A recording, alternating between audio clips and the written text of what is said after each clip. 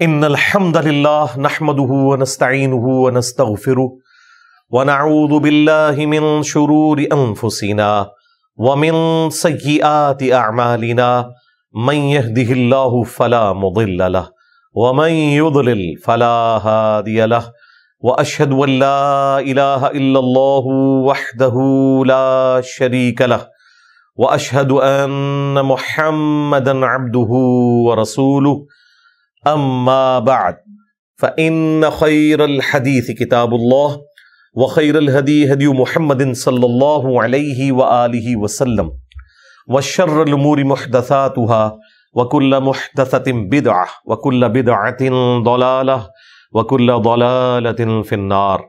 اعوذ بالله السميع العليم من الشيطان الرجيم من همزه ونفخه ونفثه. بسم الله الرحمن الرحيم. رب اشرح لي صدري ويسر لي امري واحلل عقدة من لساني يفقهوا قولي. بسم الله الرحمن الرحيم. ان الله وملائكته يصلون على النبي يا ايها الذين آمنوا صلوا عليه وسلموا تسليما. اللهم صل على محمد وعلى آل محمد كما صليت على إبراهيم وعلى آل إبراهيم إنك حميد مجيد. اللهم بارك على محمد وعلى آل محمد كما باركت على إبراهيم وعلى آل إبراهيم إنك حميد مجيد.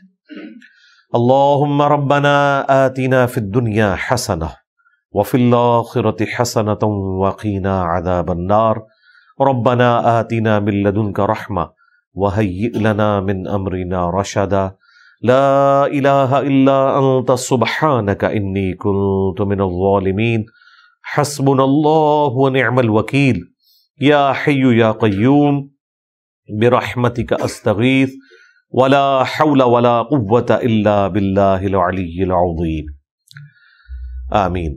پچھلی دفعہ آیت نمبر 13 کے اوپر کنکلوڈ ہوا تھا، اور سورۃ الرعد کا نام جو الرعد ہے وہ اسی آیت نمبر 13 کے اندر آیا.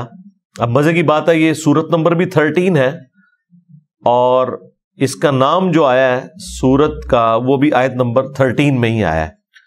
وَيُسَبِّحُ الرَّعْدُ بِحَمْدِهِ، کہ تسبیح کرتی ہے یہ جو بجلی چمک رہی ہوتی ہے اپنے رب کی حمد کے ساتھ. اور پھر اللہ تعالیٰ نے فرشتوں کا بھی ذکر کیا، اور اس طریقے سے اللہ تبارک و تعالیٰ اس بجلی کو جو آسمانی بجلی ہے کسی کے لیے خوشخبری بنا دیتا ہے، یعنی بارش کے آنے کی نوید ہوتی ہے، اور بعض کے لیے یہ موت کا پیغام بھی ثابت ہوتی ہے. آج بھی آپ دیکھیں آسٹریلیا کے، امریکہ کے جنگلوں کے اندر آسمانی بجلی کی وجہ سے بعض اوقات آگ لگ جاتی ہے، کئی دن تک وہ آگ نہیں بجھتی. تو میں نے پچھلی دفعہ بھی عرض کیا تھا کہ یہ ہماری جو ہائی ٹینشن وائرز گزر رہی ہیں 11,000 وولٹ والی، یہ 3 ایک طرف چل رہی ہوتی ہیں، 3 ایک طرف چل رہی ہوتی ہیں، اور ایک ٹپ ٹو ٹپ اوپر باریک سی تار چل رہی ہوتی ہے. وہ آپ غور سے دیکھیں کھمبے کے اوپر وہ نوک سے نوک چلتی ہے. باقی جو وہ کرنٹ والی ہیں وہ 3 ادھر اور 3 ادھر. یہ نوک سے نوک جو ایک باریک تار ہے وہ سٹیل کی وائر ہوتی ہے، اور وہ صرف اس لیے کہ اگر آسمان سے بجلی گرے تو پہلے وہ اس کو آبزرو کرے تاکہ جو بجلی کی اپنی تاریں ہیں وہ ڈیمیج نہ ہو.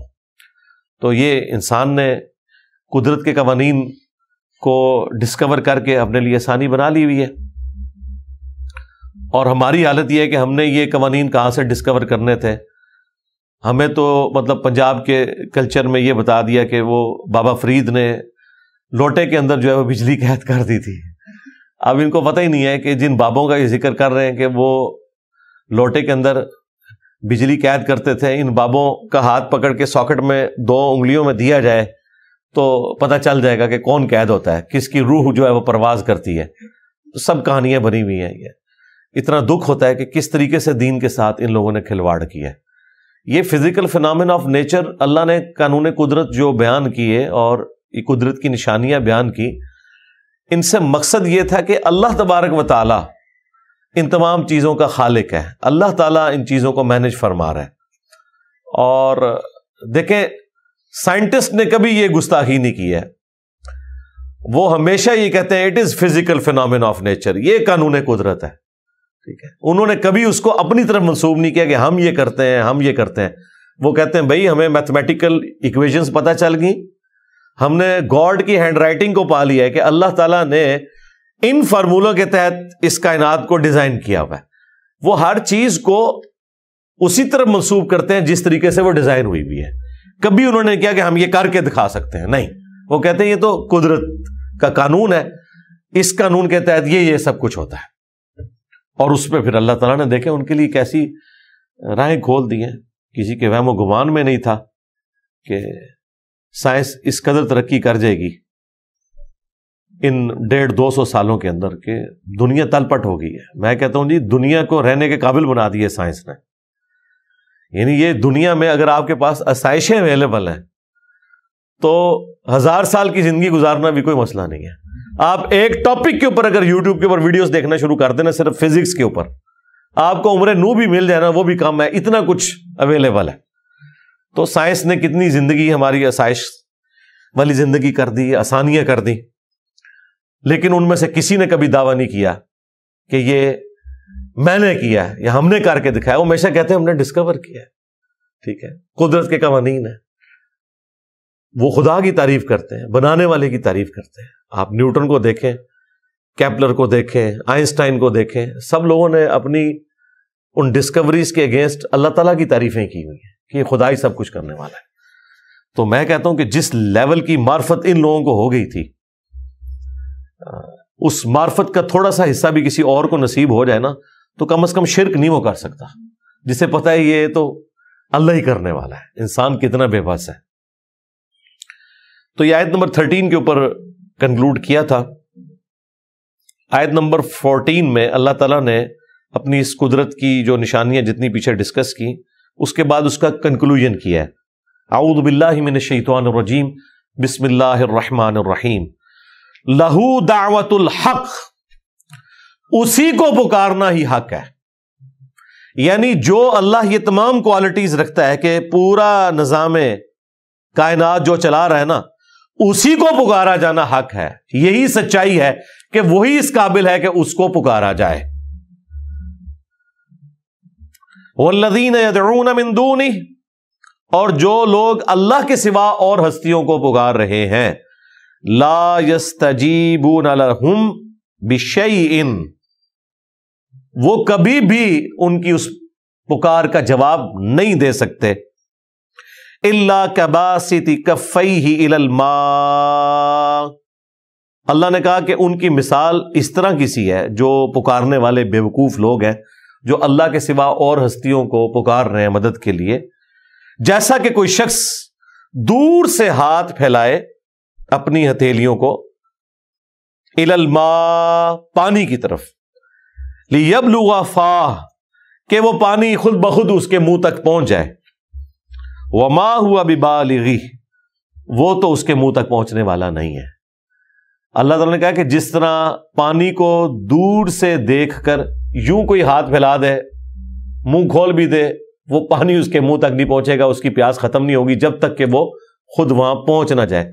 اس طریقے سے اللہ کے سوا جن ہستیوں کو یہ پکار رہے ہیں نا، نہ تو وہ کوئی جواب دے سکتے ہیں اور نہ ان کی کوئی جواب دہی اس اعتبار سے ہو سکتی ہے کہ وہ ان کے مشکل کشا بن جائے. وما دعاء الکافرین الا فی ضلال، اور جو کافر ہیں، ناشکرے ہیں، ان کا پکارنا تو نہیں جاتا مگر گمراہی میں. یہ ان کی پکار جو ہے وہ بھٹکتی رہتی ہے، کیونکہ وہ ان ہستیوں کو پکار رہے ہیں کہ جو ان کی بات سن بھی نہیں سکتے. اب ان ہستیوں میں دو طرح کی ہستیاں ہیں. ایک ہستیاں تو وہ ہیں جو اللہ تعالی کی پارٹی کے لوگ ہیں، حزب اللہ، اللہ کے انبیاء، ان کے اہل البیت، ان کے صحابہ اور اولیاء اللہ جو صحیح العقیدہ ہیں. تو یقیناً وہ تو کبھی نہیں چاہیں گے کہ انہیں پکارا جائے. سورۃ الاحقاف کے سٹارٹ میں اللہ تعالیٰ نے جا کے فرمایا کہ جن ہستیوں کو یہ اللہ کے سوا پکار رہے ہیں نا، قیامت کے دن وہ ہستیاں ان کی دشمن ہو جائیں گی. ان کو تو تکیہ تھا ان ہستیوں کے اوپر، وہ ہستیاں کہیں گی کہ ہمیں تو پتہ بھی نہیں ہے دنیا میں ہمیں پکارا کرتے تھے. وہ اعلان برات کر دیں گے اور سب سے بڑا جو اعلان برات ہونے والا ہے وہ تو عیسیٰ ابن مریم کا ہے، کیونکہ اس کائنات میں فی الوقت آج کی ڈیٹ تک جتنا بڑا شرک عیسیٰ ابن مریم کے نام کے اوپر کھڑا کیا گیا ہے وہ بت پرستی کے نام پہ بھی نہیں ہوا۔ بت پرست تو زیادہ 90 کروڑ ہیں، کرسچنز تو اس وقت بھی 2 ارب سے زیادہ ہیں، ان میں سے ایک گروہ نے انہیں خدا کلیم کر دیا، پروٹیسٹنٹ نے، اور کیتھولک نے خدا کا بیٹا۔ ایک نبی کے نام پہ شرک ہو رہا ہے، اس لیے قرآن پاک میں اللہ نے عیسیٰ ابن مریم کی صفائی پیش کی ہے کہ عیسیٰ ابن مریم نے کبھی یہ تعلیم نہیں دی تھی۔ لیکن بہرحال چونکہ ان کے نام کے اوپر شرک کھڑا کیا ہے تو اللہ تعالیٰ نے پھر ہر لیول پہ اتر کے عیسیٰ ابن مریم کو سینٹرڈ کرتے ہوئے سورۃ المائدہ میں جس طریقے سے سمجھایا ہے، آیت نمبر 17 میں فرمایا کہ اگر اللہ ارادہ کرے عیسیٰ کو، اس کی ماں کو، سب لوگوں کو ہلاک کر دے، اللہ کا کوئی کیا بگاڑ لے گا۔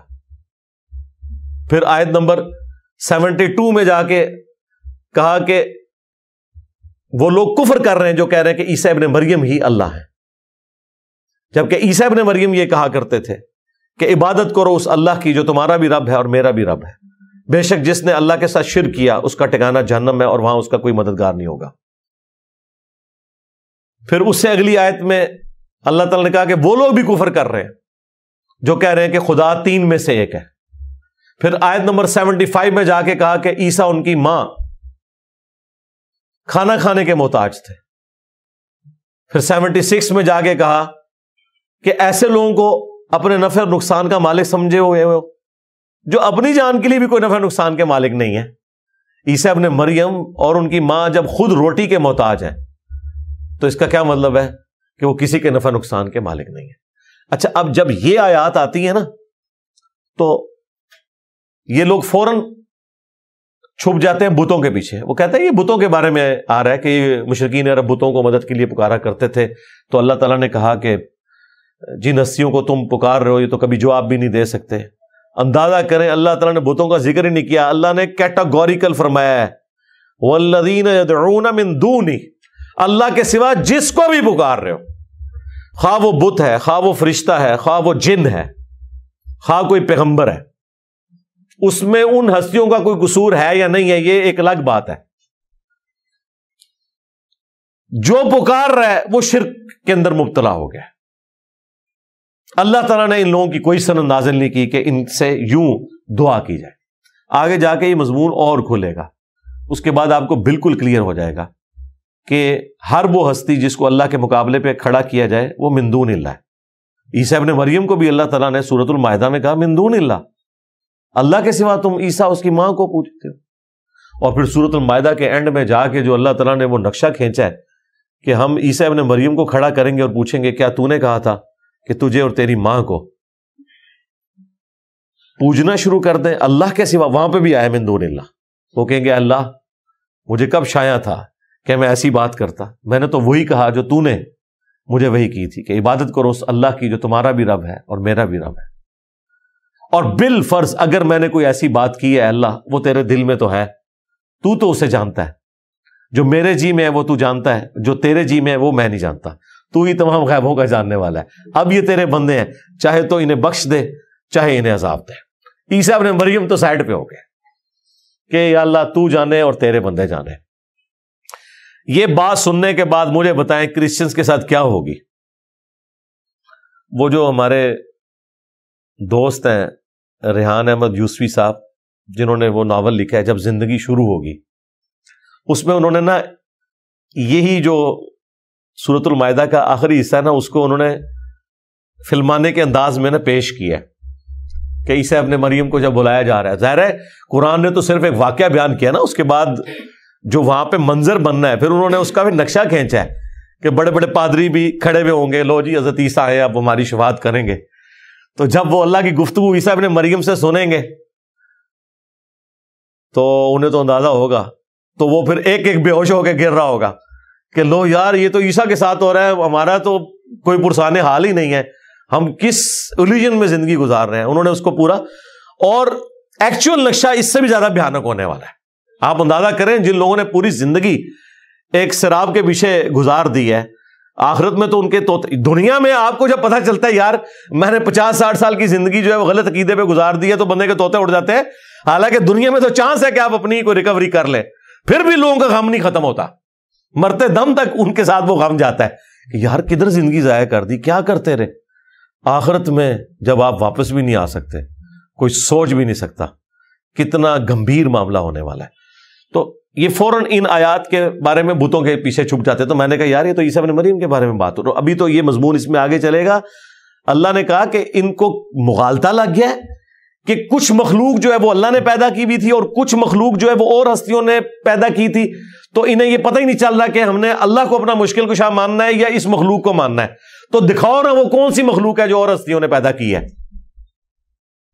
چلیں اگر کوئی کہتا ہے یہ بتوں کے بارے میں, تو بتاؤ عبد القادر جیلانی نے کون سی مخلوق پیدا کی ہے؟ یہ تو وہ توحید ہے جو یہ بھی مانتے ہیں, بابوں کے ماننے والے بھی, کہ پیدا کرنا اللہ ہی کا کام ہے. اس توحید کو تو کافر بھی مان رہے ہوتے ہیں, ہندو بھی مان رہے ہوتے ہیں. تو اندازہ کریں توحید اپنے ٹاپک کے اندر بالکل کلیئر ہے.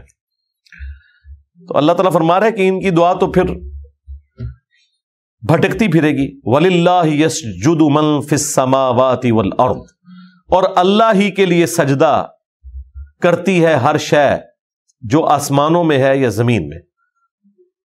طَوْعًا وَكَرْہًا, خوشی سے یا کراہت سے. اب خوشی سے تو ظاہر ہے کہ جو مخلوقات بھی اللہ تعالیٰ کی تابع فرمان ہے وہ تو خوشی سے ہی کر رہی ہیں. انسان اور جن جو ہیں وہ بہرحال اللہ نے ان کو اختیار دیا ہے, چاہے تو وہ ناشکری کریں, خواہ وہ شکر گزاری کی روش اختیار کریں. اس لیے آپ کو یہاں بغاوت بھی نظر آتی ہے. باقی کوئی بھی مخلوق ہے, اس نے چاہتے ہوئے یا نہ چاہتے ہوئے اللہ تعالیٰ کو رسپانس کرنا ہے, اللہ کو سجدہ کرنا ہے. وَظِلَالُهُمْ بِالْغُدُوِّ وَالْآصَالِ, اور ان چیزوں کے سائے بھی صبح و شام اللہ کو سجدہ کرتے ہیں. اسی سے ملتی جلتی آیت سورہ النحل میں بھی گزری تھی کہ جو یہ چیزوں کے سائے ہیں یہ اللہ کو سجدہ کر رہے ہیں. آپ دیکھیں نا, مشرق سے جب سورج نکلتا ہے صبح کے وقت, تو وہ سورج چونکہ نیچے ہوتا ہے, آپ اگر سامنے اس کے کھڑے ہوئے ہوں اور سامنے کوئی اور اوٹ نہ ہو تو آپ کا سایہ اتنا لمبا ہوتا ہے, گویا کہ وہ اللہ کو سجدہ کر رہا ہے. اور جب وہ غروب کے وقت جاتا ہے تو پھر آپ کا سایہ اس طرف لمبا سجدہ کر رہا ہوتا ہے. جب اوپر ہوتا ہے تو وہ سایہ کم ہو جاتا ہے. تو مشرق اور مغرب کی سمت میں سائے سجدہ کر رہے ہوتے ہیں. یہ آیت سجدہ ہے. اللہ اکبر.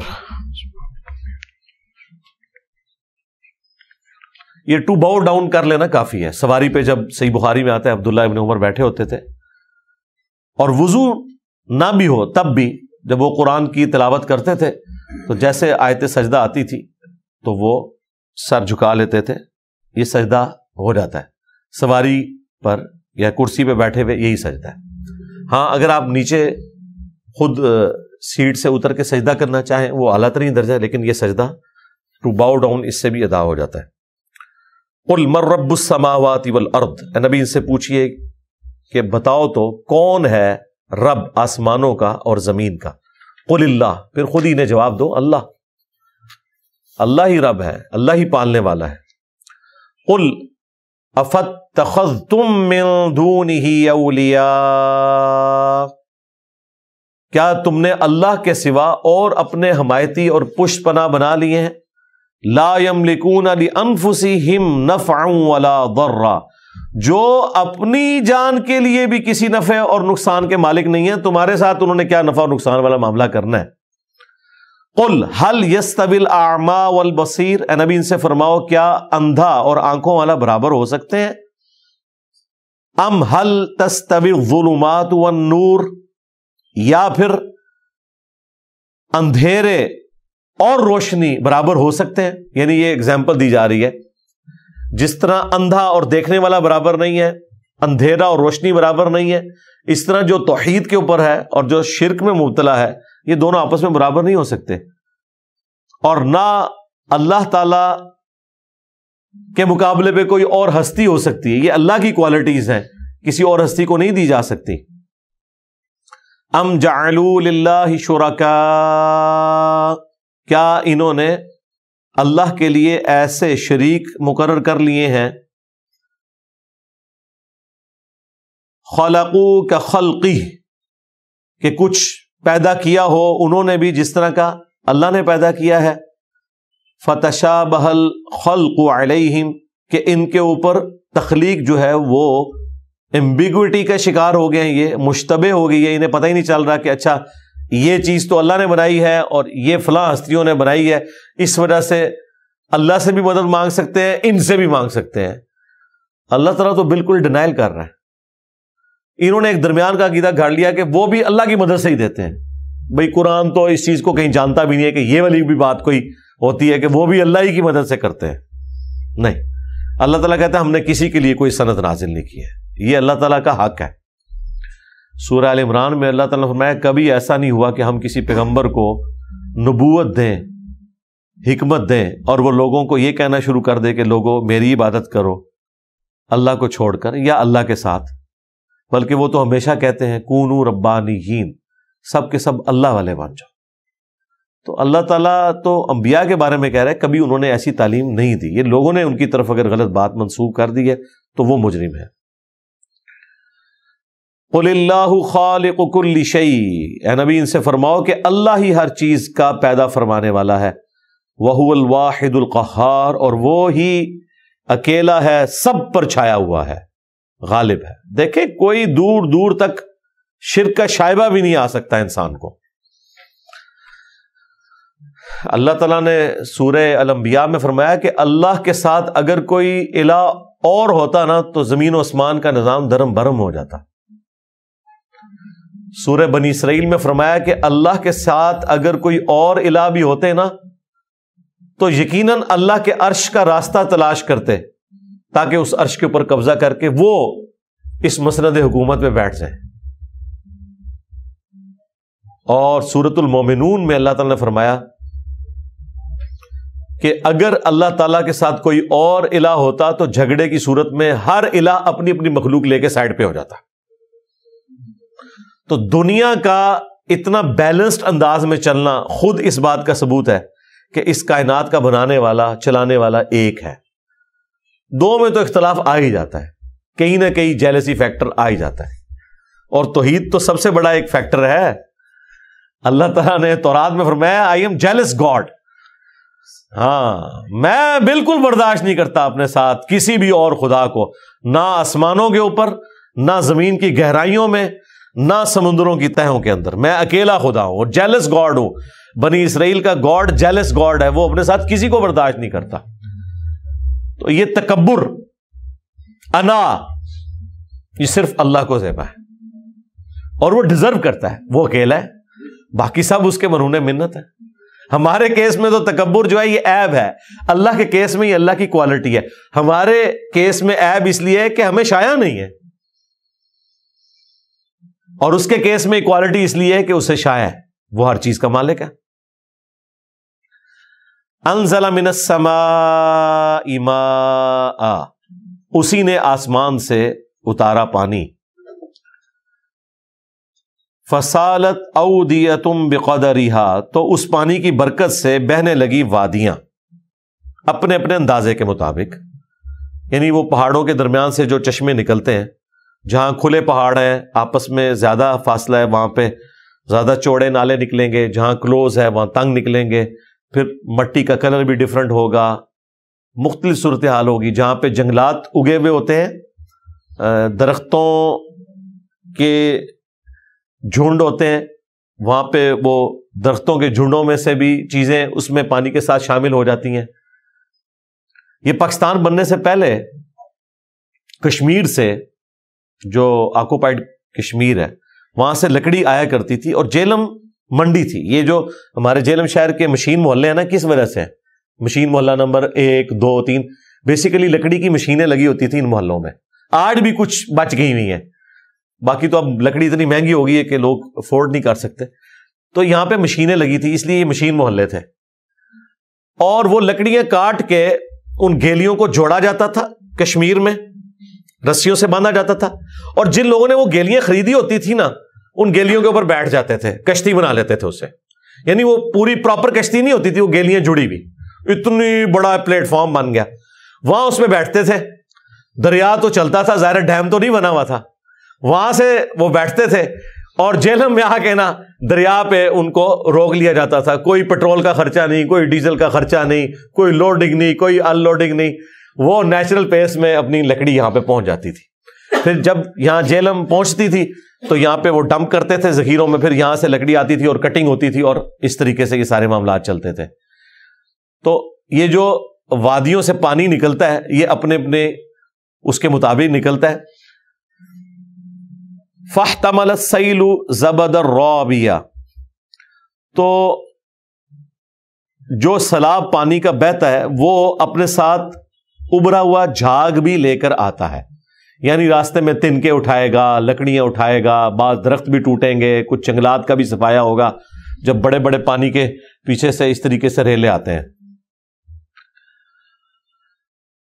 اور یہ جو جھاگ یا آپ سمجھ لیں ایک جھنکار جو اس کے اوپر پانی کے اوپر چلتا ہے, اسی طرح کا وَمِمَّا يُوقِدُونَ عَلَيْهِ فِي النَّارِ ابْتِغَاءَ حِلْيَةٍ, اسی طرح کا جو جھاگ والا معاملہ ہے وہ ان چیزوں کے کیس میں بھی ہوتا ہے جو زیورات تم آگ کے اوپر گرم کرتے ہو. یہ جب سونا چاندی ان کو پگھلایا جاتا ہے اور اس سے آپ نے کوئی چیز بنانی ہوتی ہے تو اس کے اوپر بھی وہ ملاوٹ جھاگ کی شکل میں اوپر آ جاتی ہے, اس کو علیحدہ کیا جاتا ہے, پھر پیور گولڈ اور یہ چاندی کے ذریعے وہ زیورات بنائے جاتے ہیں.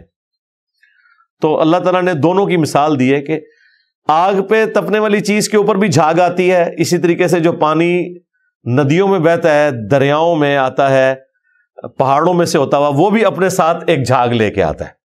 یعنی یہ بھی ایک یونانیمس چیز ہے نا, وہ اللہ تعالیٰ نے ایک قانون قدرت وہاں پہ بھی رکھا ہے, جھاگ والا معاملہ یہاں پہ بھی رکھا ہے. اس کے علاوہ بھی آپ کئی چیزیں دیکھیں اس کائنات کے اندر, ہر ایک سبسٹینس میں اللہ تعالیٰ نے بہترین کوالٹی کی چیز رکھی ہوئی ہے. ایک لکڑی میں دیودار کی لکڑی ہے, اسے کیڑا نہیں لگتا, صدیوں استعمال ہوتی ہے. ابھی تک آپ دیکھیں کئی جگہ یہ ریلوے لائن کے نیچے وہی سلیپرز چل رہے ہیں. اور دھات میں سونا ہے, ہر فیلڈ میں آپ کو ایک بہترین چیز ملے گی. کھانے پینے والی چیزوں میں بھی آپ دیکھیں گے تو بتایا جائے گا کہ جناب یہ والا جو مچھلی کا ذائقہ ہے یہ سب سے ٹاپ کے اوپر آتا ہے. مرغوں میں دیکھ لیں, سیل مرغا جو ہے یہ ٹاپ کے اوپر ہے, اس کے بعد ایک اس کی اور فارم ہے, پھر اور فارم ہے. ہر فیلڈ کے اندر اللہ تعالیٰ نے ایک چیز ٹاپ کے اوپر رکھی ہوئی ہے. تو یہ اللہ تعالیٰ نے ایک ریزیمبلنس ہر جگہ رکھ دی ہوئی ہے. یہاں پہ بھی اللہ تعالیٰ کہتا ہے جو آپ نے یہ زیورات بنانے کے لیے میٹل کو پگھلاتے ہو نا, اس کے اوپر بھی جھاگ آتی ہے اسی طرح کی. او متاع زبد مثلہ, یا دیگر سامان بنانے کے لیے جو تم پگھلاتے ہو دھات, اس میں بھی ویسا ہی جھاگ آتا ہے. کذالک یضرب اللہ الحق والباطل, بالکل اسی طریقے سے اللہ تعالیٰ حق اور باطل کی مثال بیان کرتا ہے. یہ بڑی انٹلیکچوئل آیات ہے, میں ان کے اوپر مزید بھی بولوں گا. فَأَمَّا الزَّبَدُ, پس جو جھاگ ہوتا ہے, فَيَذْهَبُ جُفَاءً, تو وہ تو رائگاں چلا جاتا ہے. وہ ظاہر ہے کہ اللہ تعالیٰ وہ جو اوپر والا معاملہ ہے وہ اگر آپ نے مکس کرنا ہے تو ظاہر ہے وہ تو ملاوٹ والی چیز ہوگی, اس کو آپ الگ کر لیتے ہیں. اس طریقے سے سیلاب میں بھی جو پانی میں اوپر تنکے آتے ہیں وہ تو سائڈ پہ, باقی پانی جو یوزفل ہے وہ زمین میں جذب ہو جاتا ہے. اور اگر پینے کے لیے بھی آپ نے وہ پانی استعمال کرنا ہے تو ظاہر ہے وہ پتوں والا جھاڑیوں والا پانی تو استعمال نہیں کرنا, اس کو آپ نے اللہ تعالیٰ نے نیچرل سسٹم رکھ دیا ہے زمین کے اندر, وہ جذب ہو جاتا ہے اور ہم کنویں کی شکل میں نکال لیتے ہیں یا ڈیمز بنائے ہوئے ہیں. تو اللہ تعالیٰ فرماتا ہے کہ وہ جو جھاگ والا پورشن ہے وہ رائگاں جاتا ہے اس حوالے سے کہ پانی یوزفل ہوتا ہے اور ادھر دھات یوزفل ہوتی ہے. وَأَمَّا مَا يَنْفَعُ النَّاسِ, اور جو لوگوں کے نفع کی چیز ہے, فَيَمْكُثُ فِي الْأَرْضِ, وہ زمین میں باقی رہ جاتی ہے. كَذَلِكَ يَضْرِبُ اللَّهُ الْأَمْثَالَ, اس طریقے سے اللہ تعالیٰ مثالیں بیان فرماتا ہے. یہ بڑی کریٹیکل ایک مثال ہے, بڑی مشکل سی ہے. بہرحال ہمارے استاد ڈاکٹر اسرار صاحب کا دماغ بڑی دور گیا اور انہوں نے اس میں سے ایک بڑی زبردست چیز نکالی. اور وہ جو کارل مارکس کا نظریہ ہے ڈائلیکٹیکل مٹیریلزم کا. کارل مارکس نے آپ کو پتہ ہے کتاب لکھی تھی ڈاس کیپیٹال. آدھی دنیا پہ اس کتاب نے حکومت کی ہے رشیا میں جو انقلاب آیا، چائنا میں آیا، اور باقی جو کمیونسٹ ملک ہیں ان کے اندر، اس نے بیسیکلی جو بنیاد ہے وہ یہی رکھی ہوئی ہے، لیکن اس نے اس کو مٹیریلزم کے ساتھ جوڑا ہے۔ وہ جو فلسفہ ہے اس کا وہ اپنی جگہ ہے کہ ہمیشہ حق اور باطل کی کشمکش ہوتی ہے، اور اس میں سے ایک حق والی چیز، ایک تیسرا رزلٹ نکلتا ہے، اور پھر وہی باقی رہتا ہے، اور پھر جب کچھ عرصہ گزرتا ہے تو اس میں پھر کچھ باطل والا پورشن مکس ہوتا ہے، پھر آپس میں ایک مثال اس طریقے سے اس میں جنگ و جدل کا سلسلہ شروع ہوتا ہے، اور پھر اس میں سے ایک نفع مند چیز نکل آتی ہے۔ اسے کہا جاتا ہے ڈائلیکٹیکل مٹیریلزم، کہ آپس میں چیزیں ٹکراتی ہیں اور ایک پازیٹیو رزلٹ نکلتا ہے۔ جس طرح پاکستان میں بھی دیکھ لیں، میں تو یہ کہہ رہا ہوں کہ آج کل ڈائلیکٹیکل مٹیریلزم ہوا ہے کہ سیاستدان اسٹیبلشمنٹ سے ٹکرائے ہیں، تو اس میں سے ایک پازیٹیو رزلٹ یہ نکلا ہے کہ عوام تھوڑی ایجوکیٹ ہوئی ہے، فوج بھی تھوڑی یہ نعرہ لگا رہی ہے کہ ہم اے پولیٹیکل ہیں، ٹھیک ہے، آئین کی حکمرانی ہونی چاہیے۔ تھوڑا وقت گزرے گا، اسی طریقے سے یہ چیزیں بہتری کی طرف جاتی ہیں۔ اللہ تعالیٰ جب انبیاء کرام کو بھیجتا ہے، ان کے جانے کے بعد جب لوگ کچھ عرصے بعد ڈیویٹ کرتے ہیں، پھر اللہ تعالیٰ ایک پیغمبر اور بھیجتا ہے، پھر وہ حق اور باطل کی لڑائی ہوتی ہے، اور پھر اہل حق کو اللہ تعالیٰ بچا لیتا ہے اور باطل کو جھاگ کو ختم کر دیتا ہے، اور جو نفع مند چیز ہے اسے باقی رکھتا ہے، اور یوں یہ سارے کا سارا سلسلہ چلتا ہے۔ کارل مارکس کہتا تھا یہ ایک نیچرل پروسیس ہے۔ اس نے ہسٹری کو جب سٹڈی کیا، اس نے کہا کہ پوری ہیومن ہسٹری جو ہے نا، یہ بتا رہی ہے کہ ہمیشہ ایسا ہوگا، کبھی بھی کوئی امپائر ہمیشہ قائم نہیں رہے گی، ہمیشہ اس میں جب خرابیاں آئیں گی، لوگ اٹھیں گے، لڑائی جھگڑا ہوگا، اور ایک سٹیپ انسان اور طے کر لے گا۔ اور یہ ہوا ہے، آپ دیکھیں کس طریقے سے ہوا ہے۔ فرینچ ریولوشن ہوئی ہے، پھر رشیا میں ریولوشن آئی، کرتے کرتے آج آپ جو دنیا میں سکون سے رہ رہے ہیں، اس کے پیچھے وہ انسان نے صدیوں سے لڑ بھیڑ کے سیکھا ہے۔ پہلے تو لڑائی ہوتی تھی، کوئی دخل نہیں دیتا تھا، بلکہ وہ حصے دار بن جاتے تھے۔ اب دیکھیں لڑائی شروع ہوئی ہے فلسطین میں، کتنے بیچ میں کود پڑے ہیں کہ نہیں لڑائی بری چیز ہے، ہسپتالوں پہ نہ یہ کریں، ورنہ لوگ کہتے تھے کیا ہے۔ تو یہ وقت کے ساتھ لوگوں نے لرن کیا ہے۔ تو یہ حق اور باطل کی لڑائی، اور اس میں سے ایک نیا رزلٹ نکلنا۔ تو ڈاکٹر سراج صاحب نے ان آیات کو بھی اس سے ریلیٹ کیا اپنی تفسیر بیان القرآن میں۔ انہوں نے کہا کہ یہاں پہ بھی جو اللہ تعالیٰ فرماتا ہے نا، کہ جب اللہ تعالیٰ آسمان سے بارش نازل فرماتا ہے تو فائدہ مند چیز تو بارش تھی، لیکن بہرحال اس میں ساتھ جھاڑ جھنکار بھی شامل ہو جاتا ہے، اور پھر اس کو علیحدہ کیا جاتا ہے، اور جو پانی ضرورت والی چیز ہے وہ انسان استعمال کر لیتا ہے۔ اسی طریقے سے زیورات کے کیس میں بھی ملاوٹ الگ ہو جاتی ہے، لیکن اس کے لیے آپ کو اس کو آگ کے اوپر تبانا پڑتا ہے، پھر الٹیمیٹلی ایک رزلٹ نکلتا ہے۔ تو یہ انہوں نے بات جو کی ہے وہ فٹ ان بیٹھتی ہے، کیونکہ اس میں جو الفاظ آئے نا سینٹر میں، کذالک یضرب اللہ الحق والباطل، اللہ تعالیٰ اس طریقے سے حق اور باطل کی مثال بیان فرماتا ہے، یعنی جو ٹکراؤ والا معاملہ ہے یہ ہمیشہ رہے گا۔ قرآن حکیم میں اللہ تعالیٰ نے سورۃ البقرہ میں، پھر سورۃ الحج میں تو بڑی شان سے بیان کیا ہے کہ اگر اللہ تعالیٰ بعض کو بعض سے ٹکرواتا نا جنگوں کے ذریعے، تو دنیا کا یہ نظام اس طریقے سے چل نہیں سکتا تھا۔ اور سورۃ الحج میں تو اللہ تعالیٰ نے کوئی خانقاہ، کوئی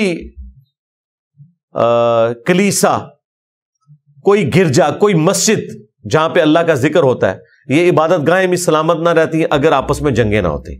جنگوں کے ذریعے سٹیپ فارورڈ ہوتا ہے، یعنی بعض سے ٹکراتے ہیں اور اس میں سے ایک پازیٹیو رزلٹ نکلتا ہے۔ دونوں طرف ایکسٹریم رویے ہوتے ہیں، ان میں سے پھر ایک نارمل رویہ بیچ میں سے نکلتا ہے کہ نہیں یہ چیز یوں نہیں یوں ہونی چاہیے۔ یہی کچھ ہوا آپ دیکھ لیں، یعنی گریٹ برٹن نے آدھی دنیا کو اپنا غلام بنایا ہوا تھا 8 سے 100 سال پہلے۔ ہم خود ان کے غلام تھے، سارے ہمارے بزرگ فیل کر دیے انہوں نے، ٹھیک ہے۔ ایون یہ جب ٹرکی کے خلاف جنگ ہوئی ہے سلطنت عثمانیہ کے خلاف، پہلی جنگ عظیم، تو انڈیا پاکستان کی فوجیں گئی ہوئی تھی لڑنے کے لیے انگریزوں کی طرف سے۔ مسلمان ان کے پورے پورے دستے ہیں، پگڑیاں ہیں، داڑیاں ہیں، لڑ رہے کس کے خلاف ہیں؟ سلطنت عثمانیہ کے خلاف۔ کس کی طرف سے؟ گوروں کی طرف سے۔ آپ نے اکثر اپنے بزرگوں کے بارے میں سنا ہوگا کہ ساڈے دادا جی قید ہو گئے سن پہلی جنگ عظیم، اوکے کوئی اسلام دی خدمت کر دے، وہ گورا صاحب دی خدمت کر دے، قید ہوئے انہیں فلانے جزیرے تھے، پھر قیدیوں کا تبادلہ ہوا، کیونکہ ہم رعایا تھے نا، تو فوج میں تو بھرتی تھے یہاں سے لوگ، جس طرح آپ انڈین فوج میں مسلمان بھی بھرتی ہیں۔ کل کو انڈیا کی جنگ ہوتی ہے، پاکستان کے ساتھ یا سعودی عرب کے ساتھ خدا نخواستہ، تو مسلمان تو لڑنے آئیں گے نا. تو یہاں سے یہ سارے پہنچے ہوئے تھے. یہ عراق کے اوپر جو قبضہ کیا تھا وہ انڈین ریجمنٹ تھی. انڈین سے مراد انڈیا پاکستان مشترکہ تھا اس وقت، اور یہی وہاں پہ گھسے تھے. اور پھر جب شام میں گھسے ہیں تو یہ لوگ شامل تھے. انہوں نے اس وقت پھر بیت المقدس مسلمانوں کو خوش کرنے کے لیے کہا کہ ادھر ڈیوٹی تو اڈی ہے. عیسائیوں والے پورشن پہ عیسائی فوجیوں کی ڈیوٹی لگا دی، جو یہودیوں والا پورشن تھا ادھر ان کی ڈیوٹی لگا دی. بعد میں خیر انہوں نے جو کچھ کیا اسرائیل بنا دیا، اور فلسطین ایک ہمارے لیے تکلیف دہ چیز بنا دی. فلسطینیوں کا ایک مسئلہ انہوں نے انریزالو چھوڑ دیا. تو یہ سارے معاملات پہلے ہوتے رہے. اب دیکھیں یہ جو لڑائی ہوئی پوری دنیا لڑ رہی تھی. دوسری جنگ عظیم پوری انسانی تاریخ کی سب سے بڑی جنگ ہے. پوری انسانی تاریخ میں جتنے بندے مرے ہیں نا وہ جمع کیے جائیں نا تو صرف ایک دوسری جنگ عظیم میں 1941 سے لے کے 45 تک اس سے زیادہ ہیں. 6 کروڑ سے زیادہ لوگ مرے ہیں. اس زمانے میں جب کہ آبادی مشکل سے 1 ارب تھی، 6 کروڑ بندہ صرف ایک جنگ میں مارا گیا. اب وہ 6 کروڑ جو بندہ مرا اس میں ظاہر الٹیمیٹلی گریٹ برٹن اور امریکہ اور رشیا جنگ جیت گئے، جرمنی جنگ ہار گیا. دوسری جنگ عظیم کی میں بات کر رہا ہوں. پہلی جنگ عظیم بھی سلطنت عثمانیہ ٹوٹی اس وجہ سے تھی کہ وہ ہار گئی، جرمنی کا انہوں نے ساتھ دیا تھا. دوسری جنگ عظیم میں لڑائیاں ہوئیں گریٹ برٹن ورسز جرمنی کے، اور اس کے ساتھ کچھ اور الائز بھی ان کے تھے. جنگ کا رزلٹ یہ نکلا کہ گریٹ برٹن جیت گیا اور الٹیمیٹلی جرمنی جو ہے وہ ختم ہوا. لیکن ہمیں کیا فائدہ ہو گیا؟ گریٹ برٹن جیتا تو صحیح، لیکن اتنا خرچہ ہو گیا جنگوں کے اوپر کہ وہ پھر اپنی اکانومی کو سنبھال نہیں سکتا تھا. لہذا انہوں نے 45 میں جنگ ختم ہوئی ہے، مشکل سے 2 سال نکالے، وہ بھی رو پیٹ کے انہوں نے الیکشن فوراً ہی کرا دیے تھے 46 میں. ہمیں تو بتایا جا رہا ہے ہمارے بزرگوں کی محنت کی وجہ سے پاکستان بنا ہے. بزرگوں کی اتنی سی محنت ہے، یہ زیادہ محنت ہٹلر کی ہے، کیونکہ ہٹلر خود تو مرا ہی تھا، ان کی بھی کمر اس نے توڑ دی. جیسے وہ سیل مرغے لڑتے ہیں نا تو جا کے 2.5 گھنٹے بعد ایک جیتا ہے نا تو وہ بھی آلموسٹ قریب المرگ ہی ہوتا ہے، وہ ذبح ہوتا ہے تو یہ بھی بیچارہ کس قابل نہیں رہتا. بس یہی ہو گیا. گریٹ برٹن خود اتنی زخمی ہو گئی کہ وہ یہ رعایا کا بوجھ اٹھا ہی نہیں سکتے تھے. ادھر انہوں نے ان کو آزادی دے دی، ادھر اس طریقے سے ساری طرف ریاستیں آزاد کرنا شروع کر دی انہوں نے. تو یہ وہی ڈائلیکٹیکل مٹیریلزم جنگیں جو اللہ تعالیٰ فرماتے ہیں ہم بعض کو بعض سے ٹکرواتے ہیں، ٹھیک ہے، تاکہ یہ سسٹم دیکھیں کہاں آج سے آلموسٹ 100 سال پہلے کوئی ایک اسلامی ملک بھی نہیں بچا تھا، سب کے سب کافروں کے قبضے میں تھے. آج پھر 57 اسلامی ملک ہے. تو یہ اللہ تعالیٰ نے اس جنگوں کی برکت سے کیا ہے. تو وہ لڑائی کا الٹیمیٹ نتیجہ کیا ہوا؟ ایک طرف ظالم، دوسری طرف چلے، اگر کوئی مظلوم والا پورشن ہے آپس میں لڑے، درمیان میں سے ایک تیسرا راستہ نکلا، اور جو انسانیت آگے بڑھی اور بڑھتی چلی جا رہی ہے. اور وقت کے ساتھ ساتھ انسان لرن کرتا چلا جا رہا ہے کہ ہاں یار یہ چیزیں ہیں. اچھا یہ چیزیں ڈاکٹر اقبال کو سمجھ آ گئی تھی بڑے اچھے طریقے سے.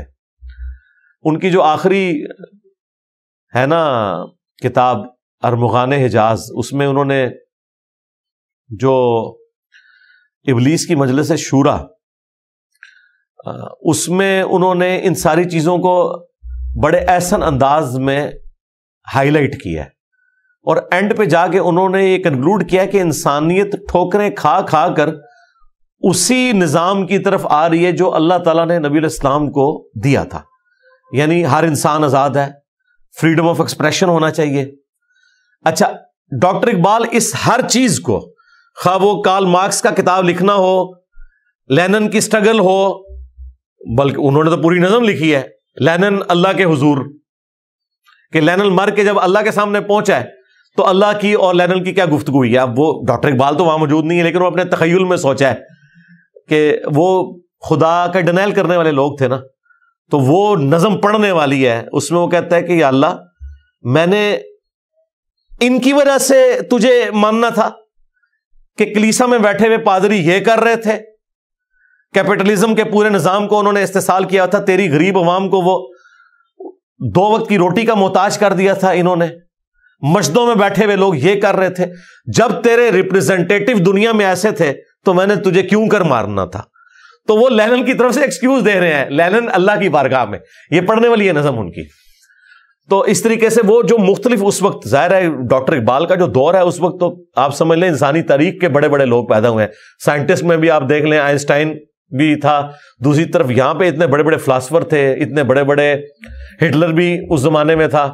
یہ سارے لوگ تھے. تو وہ ہر چیز کو آبزرو کرتے تھے کہ یہ آہستہ آہستہ انسان اس کی طرف جا رہا ہے. ہر ایک اس طریقے سے ہونے والے واقعے نے انسانیت کو ایک قدم طے کروایا.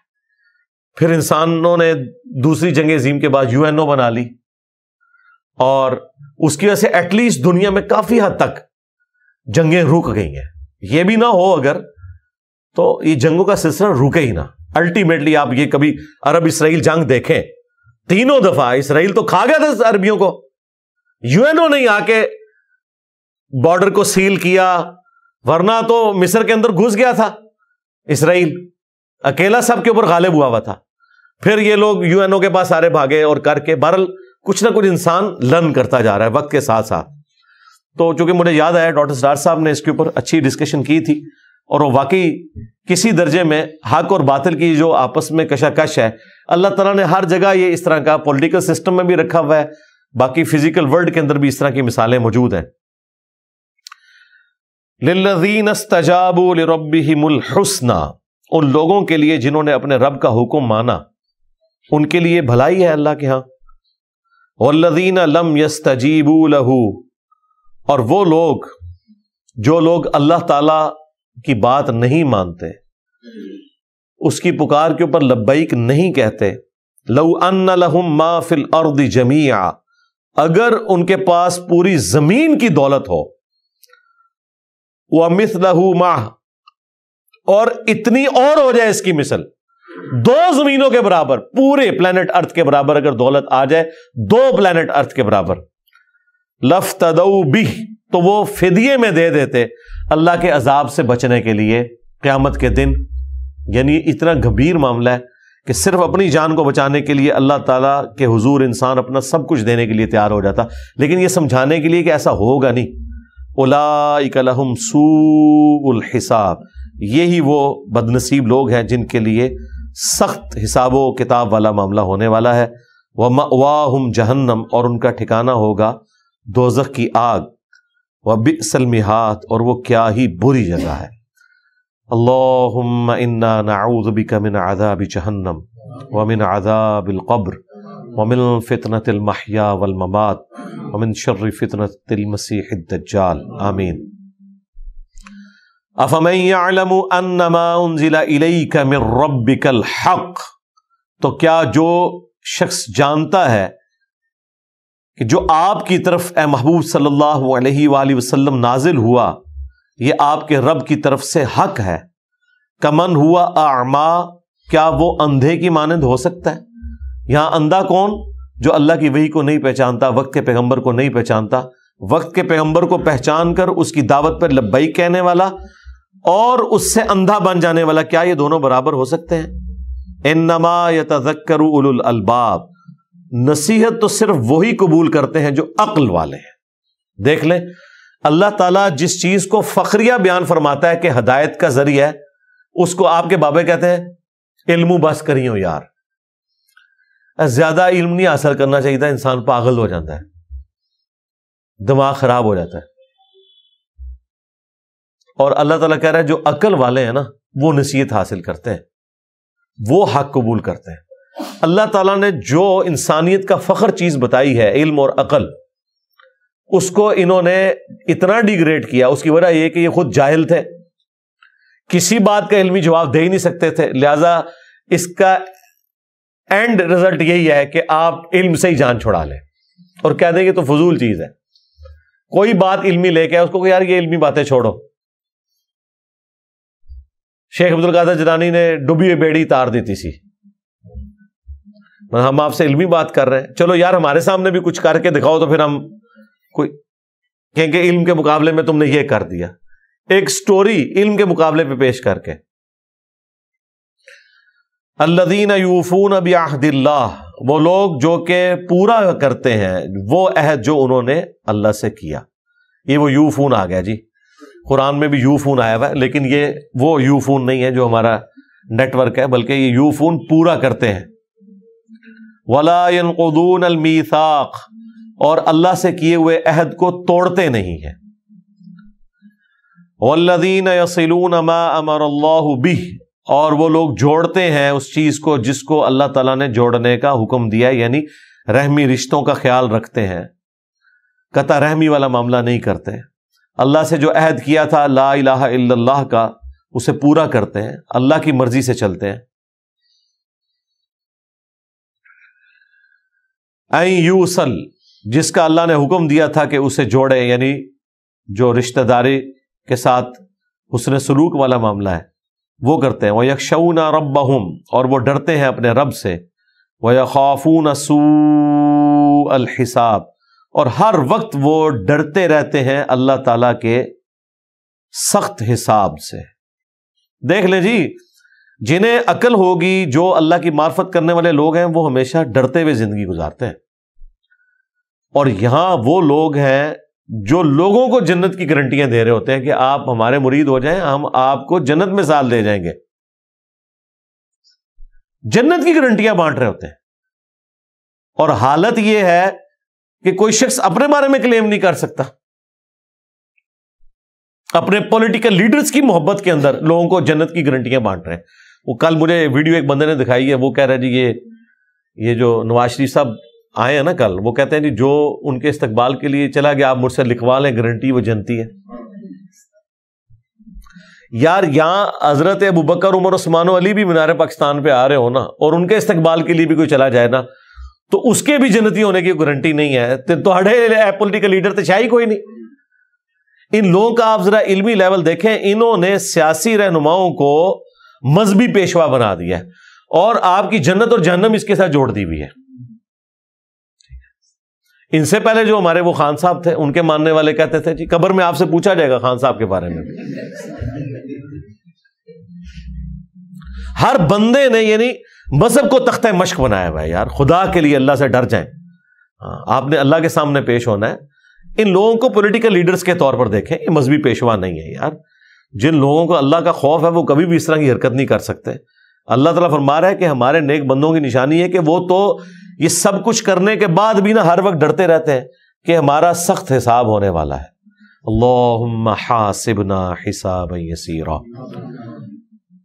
والذین صبروا ابتغاء وجہ ربہم، اور وہ لوگ جو مصیبت میں صبر کرتے ہیں صرف اپنے رب کی رضا کی خاطر۔ انا للہ وانا الیہ راجعون، وہ کہتے ہیں اللہ کی طرف سے آیا، اللہ نے آزمانا تو ہے، اللہ نے پیغمبروں کو آزمایا، ان کے اہل البیت کو آزمایا، ان کے جانثار صحابہ کو آزمایا، تو ہم اس کے لیے صبر کریں گے، اپنے رب کی خوشنودی کے لیے۔ وجہ ربہم، اپنے رب کی خوشنودی کے لیے۔ وَأَقَامُوا الصَّلَاةَ، اور وہ نماز کو قائم کرتے ہیں، یعنی نماز جو پڑھنے کا حق ہے، وقت کے اندر پڑھنا، خشوع و خضوع سے پڑھنا، پھر اس کے اندر جو اللہ سے وعدے کیے ہیں ان کا خیال رکھتے ہوئے، حلال اور حرام کی تمیز کرتے ہوئے اپنی زندگی گزارنا۔ وَأَنفَقُوا مِمَّا رَزَقْنَاهُمْ، اور وہ خرچ بھی کرتے ہیں پھر اس رزق میں سے جو ہم نے ان کو دیا تھا۔ دیا اللہ نے تھا تو بیسیکلی تو ہم مقروض ہیں اس کے، لیکن اللہ تعالیٰ کتنا قدردان ہے۔ اللہ تعالیٰ قرآن میں کہتا ہے کون ہے جو اپنے رب کو قرض حسنہ دے، حالانکہ مقروض ہم ہیں، لیکن اللہ تعالیٰ کہتا ہے کہ چلو میں تمہاری قدر دانی کرتا ہوں کہ تم نے محنت سے کمایا تو میری راہ میں خرچ کرو، میں قیامت والے دن تمہیں 700 گنا تک کر کے لوٹاؤں گا، یہ قرض ہے میرے ذمہ۔ اور وہ اس کے دیے ہوئے رزق میں سے اس کی راہ میں خرچ کرتے ہیں، سر و علانیہ، پوشیدہ طور پر بھی اور اعلانیہ طور پہ بھی۔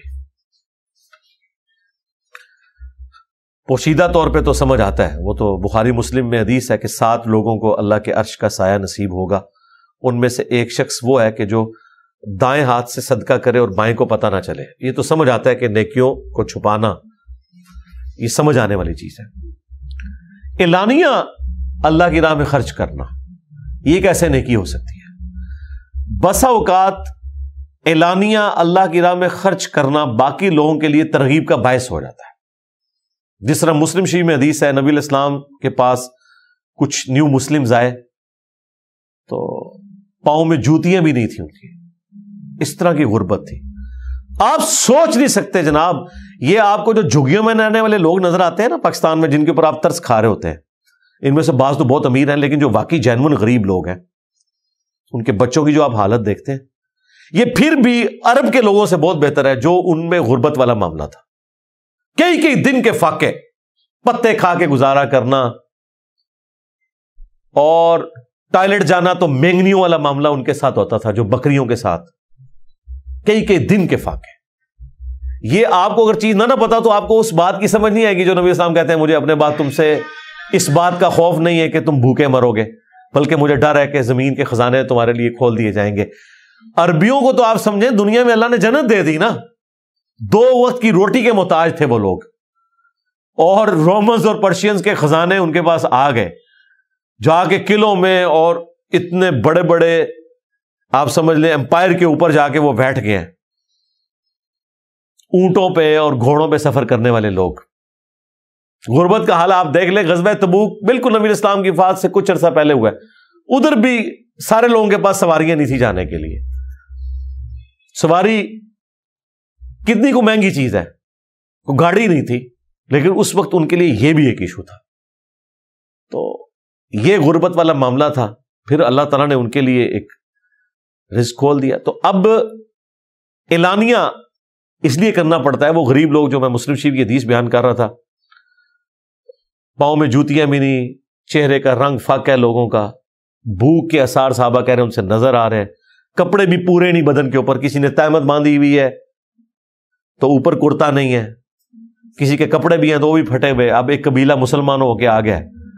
اب جو ٹیم لیڈر ہے ظاہر ہے اس کی کیا حالت ہوگی. نبی علیہ السلام نے جب دیکھا تو صحابہ کرام کہتے ہیں کہ آپ پہ کوئی چیز ناگوار جب گزرتی تھی تو آپ کے چہرے سے ہم پہچان لیتے تھے، اور جب آپ خوش ہوتے تھے وہ بھی آپ کے چہرے سے پہچان لیتے تھے کہ آپ کا موڈ آف، یعنی آپ بالکل کلین سلیٹ تھے. نبی علیہ السلام اپنے ایکسپریشنز کنٹرول نہیں کر سکتے تھے، جو کچھ تھا وہ آپ کے چہرے پہ نظر آ جاتا تھا.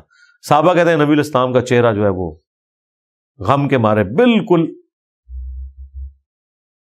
آپ علیہ السلام نے صحابہ کرام کو مسجد میں جمع کیا، اسپیشل ممبر لگوایا نماز کے بعد، اور کہا نماز کے بعد کسی نے نہیں جانا. آپ علیہ السلام نے پھر کہا کہ اللہ کی راہ میں صدقہ کرو، خواہ ایک کھجور ہی صدقہ کرتے ہو اپنے آپ کو جہنم کی آگ سے بچا لو، خواہ ایک کھجور کے ذریعے آگ اور اپنے درمیان اوٹ قائم کر لو، ایک کھجور بھی تم صدقہ کر کے اپنے آپ کو آگ سے بچا سکتے ہو. اب اپیل بھی جن سے کر رہے ہیں وہ بھی بیچارے غریب ہی ہیں، یہ نہ سمجھے کہ وہ بہت لینڈ لارڈ لوگ ہیں. تو ترغیب دلائی تو ایک انصاری صحابی اٹھے، ہمت کی، گھر گئے اور سارا سامان اٹھا کے لے آئے، ایک بورے میں بند کر کے. مشکل سے وہ بورا اٹھایا ہوا ہے، گھسٹتے ہوئے مسجد میں آ رہے ہیں، اور لا کے نا نبی علیہ السلام کے سامنے رکھ دیا. بس اکیلا وہ بارش کا قطرہ ایک بندہ بنا ہے. یہ وہ جو میں کہہ رہا تھا نا کہ اعلانیہ بھی اللہ کی راہ میں خرچ کرتے ہیں. اب جب اس نے یہ کیا، اب لوگوں نے کہا کہ یار یہ تو بیچارے کی کوئی مالی حالت ہی نہیں تھی، یہ تو سب کچھ جو کچھ تھا وہ بھی لے آیا. پھر دوسرا اٹھا، تیسرا اٹھا، یوں کرتے کرتے مسلم شریف کے الفاظ ہیں مسجد نبوی کا سین جو ہے وہ بھر گیا ساز و سامان سے. پھر نبی علیہ السلام بلا بلا کے غریب لوگوں میں تقسیم کر رہے ہیں، اور صحابہ کہتے ہیں حضور کا چہرہ انور اس طرح چمکنے لگا جیسے سورج اور جیسے تلوار چمکتی ہے. تھوڑی دیر پہلے آپ کا موڈ آف تھا تو آپ علیہ السلام خوش ہو گئے، اور وہ کہتے ہیں ہم نے نبی علیہ السلام کے چہرے مبارک پہ وہ آثار دیکھے. پھر آپ نے فرمایا کہ جس نے اسلام میں اچھا طریقہ جاری کیا، جتنے لوگ اس پہ چلیں گے ان ساروں کا ثواب اس پہلے بندے کو ہوگا، لیکن جو چلنے والے ہیں ان کے ثواب میں بھی کمی نہیں آئے گی. وہ یہ نہ سمجھے کہ یار وہ پہلے ہی لے گیا ہمیں کچھ نہیں ملا. حضور نے کہا اس کا اپنی جگہ ثواب رہے گا ہر بندے کا، لیکن کولیکٹیو ثواب اس بارش کے پہلے قطرے کو ملے گا. اور جس نے اسلام میں برا طریقہ جاری کیا، جتنے لوگ اس پہ چلیں گے ان کے وبال میں تو کمی نہیں ہوگی، لیکن جس نے سٹارٹ کیا تھا سب کا وبال اس اکیلے کے اوپر بھی عذاب کی شکل میں آئے گا. جو بخاری مسلم میں حدیث ہے کہ جب بھی کوئی ابن آدم قتل ہوتا ہے نا تو قابیل کو بھی اس کا عذاب پہنچتا ہے، کیونکہ وہ پہلا ہے جس نے قتل کا آغاز کیا، یہ بدعت شروع کی تھی. تو اس حدیث کے اندر سنتن حسنتن، اسلام میں اچھا طریقہ، اور سنتن سیئتن، اور اسلام میں برا طریقہ. یہ اچھی بدعت اور بری بدعت نہیں ہے، اچھا طریقہ. طریقہ یہ کہ جو چیز اپنی اصل میں ہے نا اس کو مینیجبل فارم سے آگے لے کے چلنا. مثلا قرآن و حدیث اصل ہے، اس کو پرنٹ کر دینا، یہ اسلام میں اچھا طریقہ ہے. اس کو ویڈیو ریکارڈنگ میں لے آنا، یہ اسلام میں اچھا طریقہ ہے. لیکن ویڈیو میں بیان قرآن ہی کرنا ہے، سٹوری نہیں سنانی. امام بخاری، امام مسلم نے وہ کام کیا جو صحابہ اکرام نے بھی نہیں کیا کہ ریٹن فارم میں اس طرح اپنی کو کتابیں دے کے جاتے.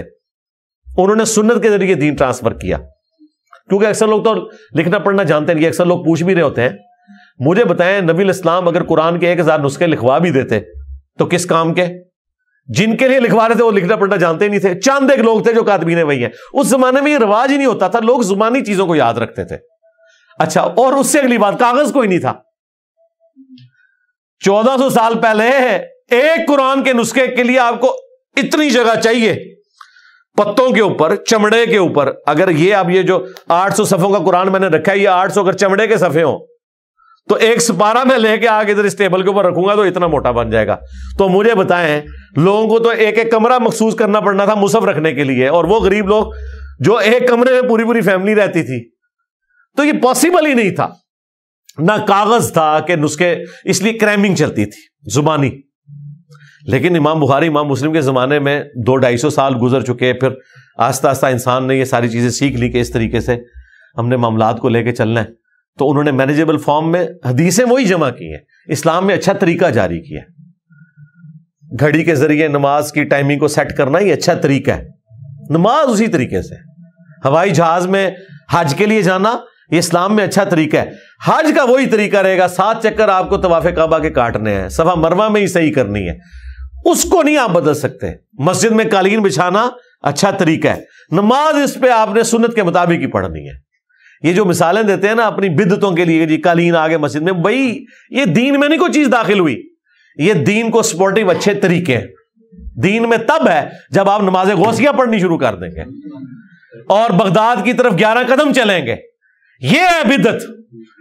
یہ دین کے اندر آپ نے داخل کر دی ہے. اس کے اوپر ہم فتوے لگائیں گے. بلکہ یہ بدعت کیا ہے تو شرک کی طرف لے جانے والی چیز ہے. تو یہ یعنی وہ چیز ہے جو ایک اچھا طریقہ اور برے طریقے میں فرق ہے. اللہ تعالیٰ فرماتا ہے کہ وہ اعلانیہ بھی خرچ کرتے ہیں، وَيَدْرَؤُونَ بِالْحَسَنَاتِ السَّيِّئَةِ، اور وہ اپنے گناہوں کو نیکیاں کر کر کے دھوتے رہتے ہیں. یعنی گناہ تو ہو جاتے ہیں انسان سے. بخاری مسلم میں حدیث ہے کہ ایک جمعے سے دوسرا جمعہ، مسلم شریف میں یہ حدیث ہے، ایک جمعے سے دوسرا جمعہ، ایک رمضان سے دوسرا رمضان، ایک نماز سے دوسری نماز، درمیان کے تمام گناہوں کا کفارہ بن جاتی ہے اگر کبیرہ گناہوں سے بچا جائے. اور کبیرہ گناہ سے مراد ہے کہ نماز آپ نے نہیں چھوڑنی. جو بڑی بڑی چیزیں اس سے بچیں تو چھوٹے موٹے گناہ اللہ تعالیٰ نماز کے ذریعے معاف کر دیتا ہے. اولئک لہم عقبی الدار، ایسے لوگ ہیں جن کی آخرت میں راحت والا معاملہ ہونے والا ہے. یہ وہ لوگ ہیں جن کو آخرت میں راحت کا معاملہ ہوگا. وہ کیا ہوگا؟ جنتیں ہوں گی، ان کے لیے اللہ کی طرف سے سلامتی ہوگی. اور پھر سائملٹینیس کنٹراسٹ کہ جو اللہ کے مجرمین ہیں ان کے ساتھ کیا ہوگا وہ انشاءاللہ اگلی دفعہ آیت نمبر 23 سے آنورڈ ہم کور کریں گے. سبحانک اللہم و بحمدک، اشہد ان لا الہ الا انت، استغفرک و اتوب الیک، وما علینا الا البلاغ المبین. جزاکم اللہ خیرا.